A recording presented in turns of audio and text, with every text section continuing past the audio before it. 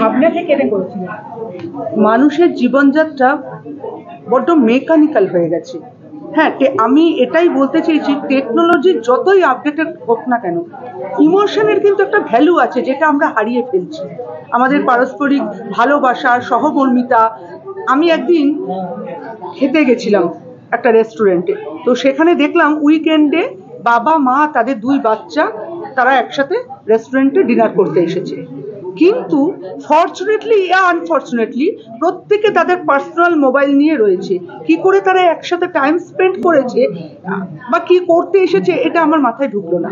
আর সেদিন থেকে আমার মনে ধারণা হলো যে অনলাইন নিয়ে একটা কিছু আমি করব। আমি সমাজের কাছে এই বার্তাই দিতে চেয়েছি, অবশ্যই আমাদের টেকনোলজি আপডেটেড হয়েছে, আমাদের যুগের সাথে তাল মিলিয়ে চলতে হবে, কিন্তু আমাদের ভালোবাসা, আবেগ, শ্রদ্ধা, মানুষের পাশে থাকা, সহমর্মিতা, এগুলো কিন্তু টেকনোলজির থেকে অনেক বেশি ভ্যালুয়েবল। আপনার এটা কত নম্বর ছবি?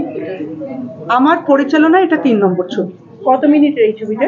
এই ছবিটা 1 ঘন্টা 34 মিনিট। কবে রিলিজ করবে এটা? এটা আগামীকাল রিলিজ করছে নজরুল তীর্থ রাজারহাট, ভদ্রেশ্বর রবীন্দ্র মঞ্চ, অশোক চিত্রম, গোপালনগর। বাঙালি কি হলমুখী হবে এই ছবিটা? হ্যাঁ, বাঙালি কি ছবিটার জন্য হলমুখী হবে? সবই তো এখন অনলাইনে। আমি আশা করব, আমরা আশা করা আর বিশ্বাস রাখা ছাড়া আর কি করতে পারি? আশা আর বিশ্বাস নিয়েই তো সবকিছু তৈরি হয়। আচ্ছা, ছবিটা যেহেতু মানে অনলাইন নাম, ওটিটি প্ল্যাটফর্মে কি আগামী দিনে দেখা যাবে?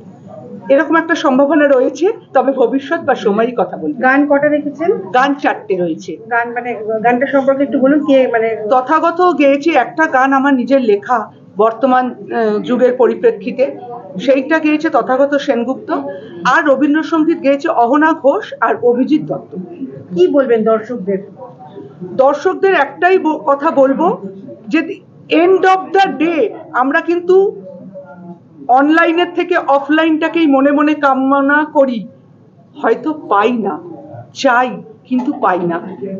আর অনলাইনে কি সত্যিই সবকিছু পাওয়া যায়? আমি নিজেও কনফিউজড। তাই তো এই প্রশ্ন বিশ্বের কাছে রেখে আমি জানতে চেয়েছি অনলাইন হবে কি হবে, সেটা দেখতে আপনাদের যেতে হবে হলে।